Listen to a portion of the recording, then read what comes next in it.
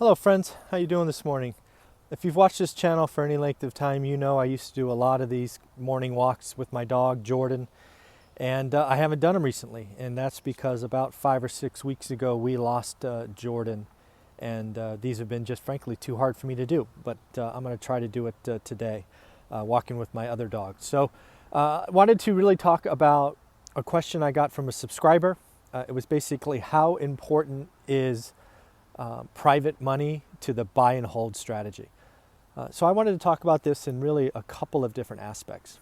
First and foremost, when you look at our history with private money, we've really done it twice, heavily. The first time was during 2010 through 2012 probably, and I would say that private money was critical to our buy and hold strategy, and that was because banks essentially turned off.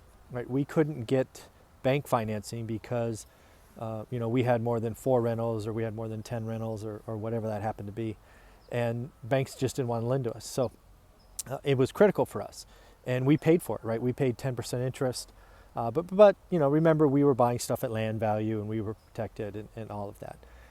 But the point of this story is that private money can be critical to your business.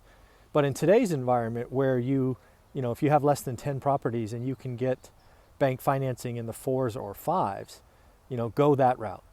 But if you have 10 and it's difficult to get commercial lending, or you don't have a credit union by you that's going to portfolio the loan, or whatever, private money can be critical, but you're typically going to have to pay for that. The other thing that I wanted to talk about is, I consider today seller financing to be my number one thing that I look for.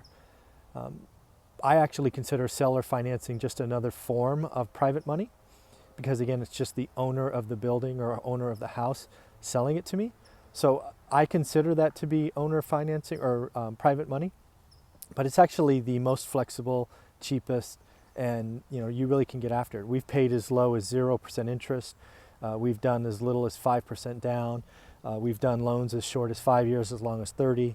And there's just lots of things that you can get done with private money or with seller financing. So I would say understanding private money is important. I would say it becomes critical in environments where bank lending turns off.